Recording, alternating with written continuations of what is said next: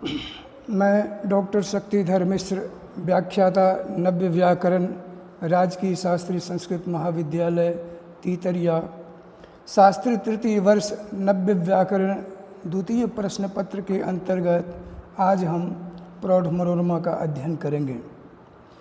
प्रौढ़ मनोरमा का आरंभ करने से पूर्व, जैसा कि अपनी भारतीय परंपरा रही है कि किसी भी ग्रंथ का हम आरंभ करते हैं या कोई भी किसी भी कार्य का हम शुभारंभ करते हैं तो उससे पूर्व मंगलाचरण करना आवश्यक होता है।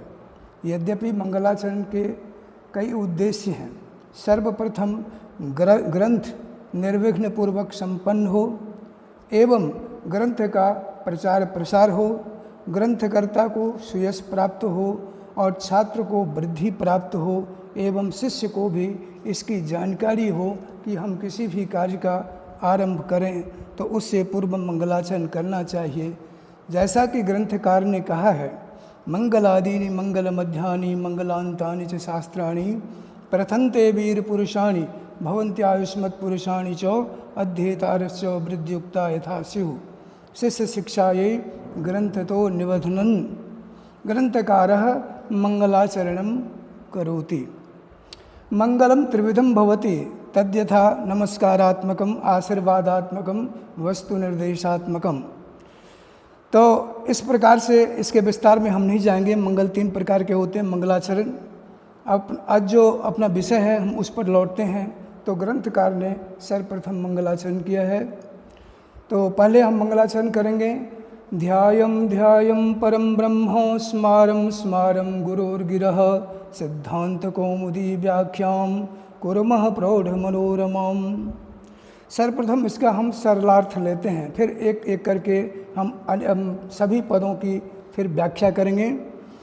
ध्यायं ध्यायं परम ब्रह्म, परम ब्रह्म का बार बार ध्यान करके, गुरोर्गिरः स्मारं स्मारं, और गुरु के वाणी का वचनों का बार बार स्मरण करके सिद्धांत कौमुदी की व्याख्या प्रौढ़ मनोरमाम कुर्मः।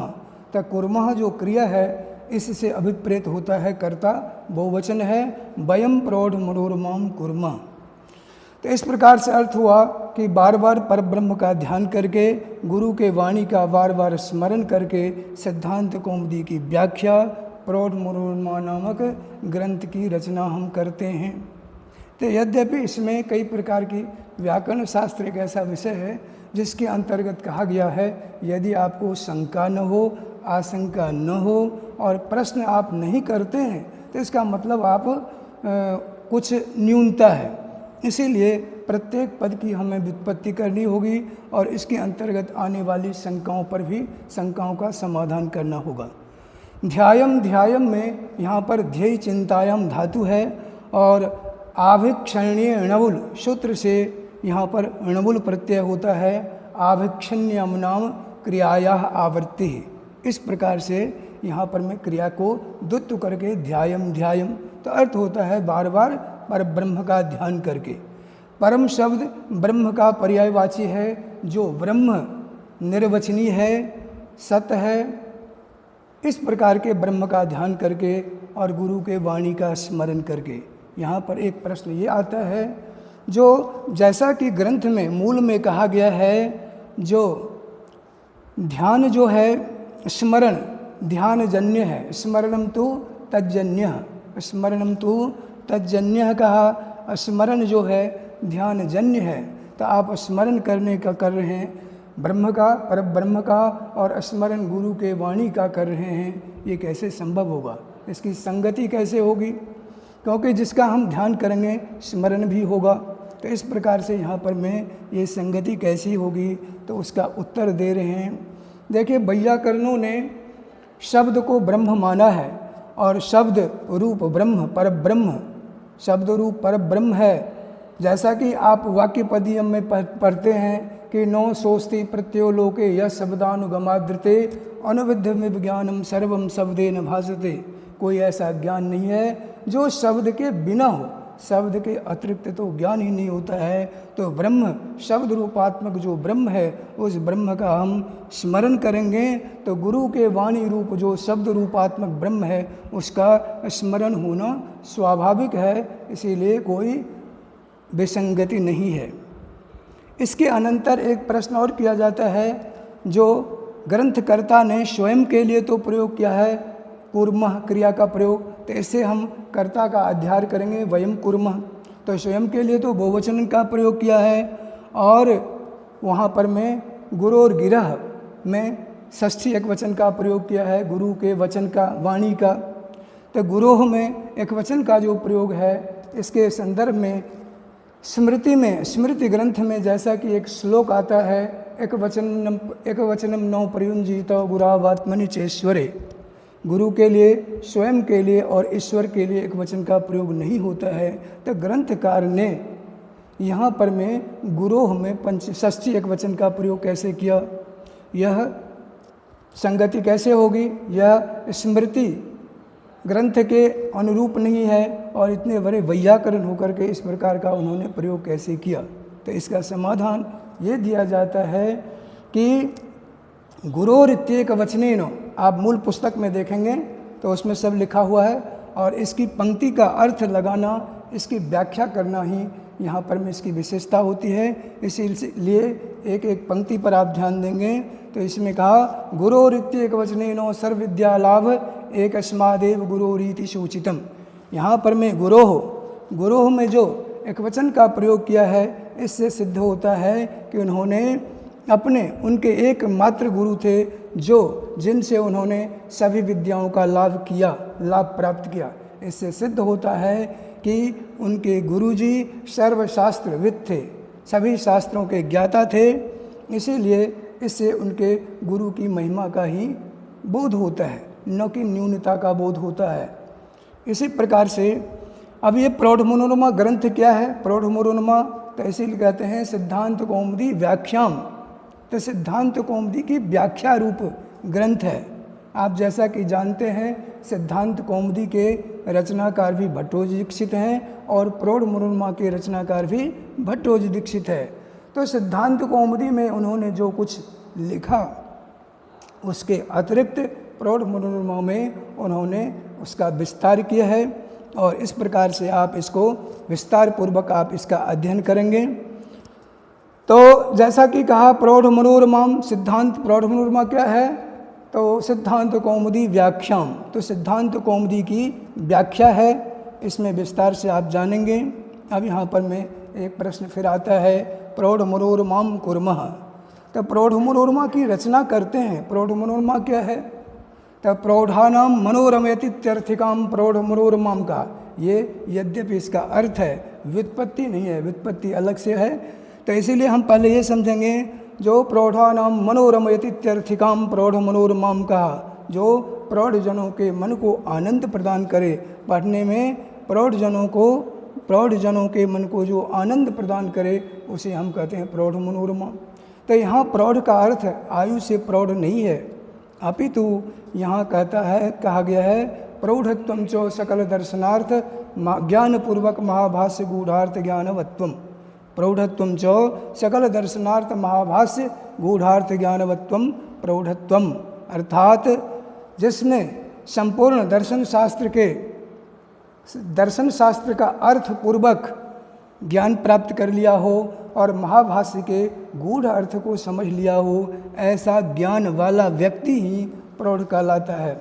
इसीलिए आवश्यक है कि इस ग्रंथ को पढ़ने से पहले हम कुछ ग्रंथों का भी अध्ययन करें और पूर्व से हमें कुछ ग्रंथों का अभ्यास होना चाहिए, तभी आपको इस ग्रंथ को पढ़ने में आनंद की प्राप्ति होगी, मन लगेगा। फिर भी यद्यपि आपने जो कुछ भी अब तक पढ़ा है पर्याप्त है, उसमें हमें उसकी न्यूनता पर नहीं जाना है। अभी भी आप यदि तत्पर हो जाएं, नित्य प्रति गुरुजी का जिस तरह से गुरुजी पढ़ाते हैं उस पाठ का आप नित्य प्रति आप अभ्यास करते रहें निरंतर। जैसा कि महाभाष्य में कहा गया है चतुर्भिष प्रकारेश्च विद्योपयुक्ता भवति, विद्याएं 4 प्रकार से फलीभूत होती है, आगमन कालीन, अध्ययन कालीन, प्रवचन कालीन, व्यवहार कालीन। इसी प्रकार से इसलिए यह आवश्यक है कि हम गुरु मुख से जो कुछ अध्ययन करें उसका नित्य प्रति स्वाध्याय करें, फिर अपने साथियों के बीच उस विषय वस्तु पर हम चर्चा करें और समय मिलने पर में आप वाद विवाद करें। इस प्रकार से आपकी विद्या प्रखर होती है और इसमें आपको कुशलता प्राप्त होती है। और इस प्रकार से यदि आप अध्ययन करते हैं तो निश्चित रूप से यह ग्रंथ कठिन नहीं होगा। इसी प्रकार से हम आगे बढ़ते हैं तो फिर इसके बाद यहाँ पर मैं ध्यायम में यहाँ पर मैं णबुल प्रत्यय है। णबुल प्रत्यय कहा आभिक्षरणीय णबुल प्रत्यय होता है।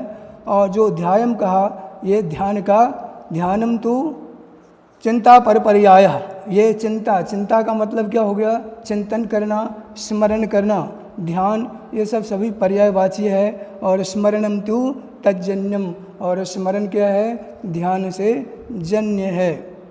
अब इसी के क्रम में हम आगे बढ़ते हैं। इसमें देखेंगे प्रौढ़ मनोरमा के अंतर्गत इसके ग्रंथ के शब्द रत्नकार हैं और शब्द रत्नकार ने भी यहाँ पर मैं मंगलाचरण किया है। एक मिनट थोड़ा सा व्यवधान के लिए क्षमा चाहूँगा।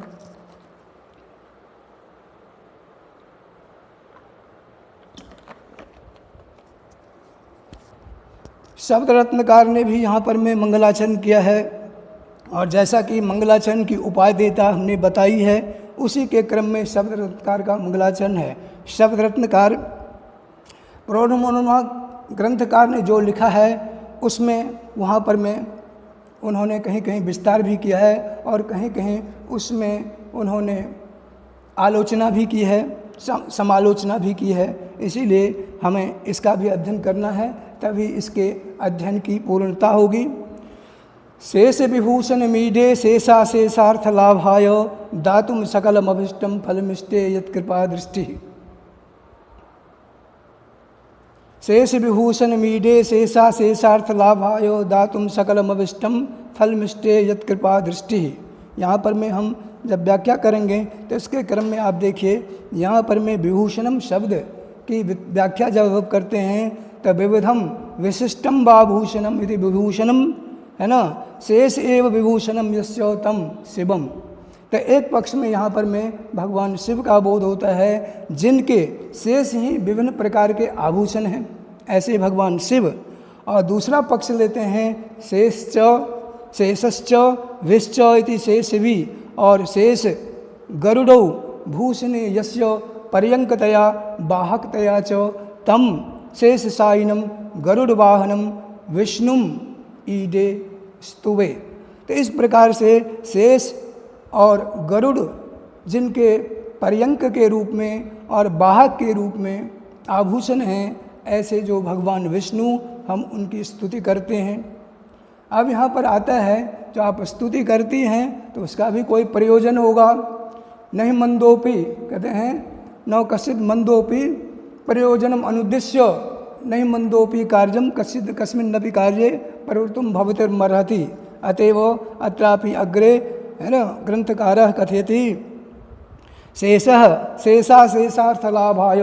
शेषः, यहाँ पर शेष का अर्थ है भगवान पतंजलि। पूर्व में जो अर्थ लिया था शेष का वो शेष सर्प है, और यहाँ पर में भी है शेषावतार भगवान पतंजलि। और उनका जो अशेष महाभाष्य का गूढ़ार्थ, अशेष महाभाष्य का जो उनका जो ग्रंथ महाभाष्य, उसका अशेष अर्थ लाभ के लिए हम उनकी स्तुति करते हैं। क्योंकि कहते हैं यत् कृपा दृष्टि, जिनकी कृपा दृष्टि दातुम सकलम अभिष्टम, संपूर्ण फलों को देने में समर्थ है। अब यहाँ पर एक शंका की जाती है, जो आप स्तुति करते हैं भगवान शिव अथवा विष्णु की और फल चाहते हैं पतंजलि के महाभाष्य का संपूर्ण ज्ञान हो, तो यदि आपको महाभाष्य का ज्ञान चाहते हैं तो पतंजलि का स्मरण करना चाहिए, स्तुति करनी चाहिए। तो इसके उत्तर में कहा ना, दातुम सकलम अभिष्टम यत् कृपा दृष्टि, जिनकी कृपा दृष्टि संपूर्ण अभिष्ट फलों को देने में समर्थ है। तो शेषावतार भगवान पतंजलि के महाभाष्य का ज्ञान तो सहज रूप में ही हो जाएगा, कोई यह विशेष बात नहीं है। अतः कहते हैं हम ऐसे भगवान विष्णु या शिव की स्तुति करते हैं।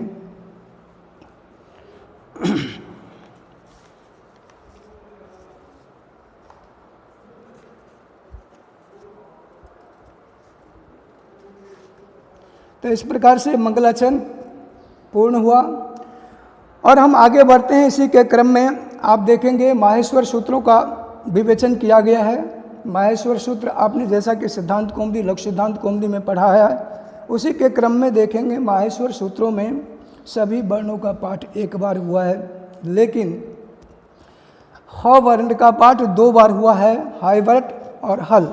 तो यहाँ पर मैं 2 बार करने का क्या प्रयोजन है, इसको प्रौढ़ मनोरमाकार ने लिखा है। यदि हम हाइवर्ट में ह का पाठ नहीं करते हैं, सूत्र यदि हम लिखते हैं यवरट से आरंभ करें, यो से आरंभ करें, ह का पाठ नहीं करेंगे, तो क्या दिक्कत, क्या समस्या आ सकती है, उसका यहाँ पर में इन्होंने विवेचन किया। हकारोपदेश अट अस हस इन ग्रहणेषु हकार ग्रहणार्थ। अब यहाँ पर ये कहा अट अस हस इन ग्रहणेषु हकार ग्रहणार्थ, अर्थात है ना, एते प्रत्याहारा गृह्यन्ते येषु तेषु। इन प्रत्याहारों का ग्रहण जिन जिन सूत्रों में किया गया है ना, उन सूत्रों में उस प्रत्याहार के द्वारा हकार का बोध हो, इसीलिए हम हकार का पाठ हाइवर्ट में करना आवश्यक है। इसका उदाहरण दे रहे हैं, जैसे अर्हेन प्रयोग है। अर्हेन में यहाँ पर में अडब विवाहेपी, अडब विवाहेपी का अभिप्राय है अटकुप्पांगनु विवाहेपी। इस सूत्र से जब हम णत्व करेंगे तो बीच में यदि हम मान लीजिए हाइवर्ट में सूत्र का, हाइवर्ट में ह का पाठ नहीं करते हैं, तो यहाँ पर में जो ह है वो अट प्रत्याहार से बहिर्भूत हो जाएगा। तो यहाँ पर में अडब विवाह अटकुप्पांगनु विवाहेपी से णत्व संभव नहीं होगा। इसी प्रकार से अटकुप्पांगनु विवाहेपी में अट ग्रहणेन, अट ग्रहण, अट प्रत्याहार के ग्रहण से हकार का पाठ हो, वो कैसे संभव होगा, तो हाइवर्ट सूत्र में हकार का उपदेश से संभव होगा। इसी क्रम में उन्होंने कहा देवा हसंती, तो ये उदाहरण है अस प्रत्याहार का। अस प्रत्याहार में हकार का पाठ होगा तो देवास, यहाँ शांत निपात है, देवास या प्रथमा बहुवचन के का प्रयोग है, तो यहाँ पर में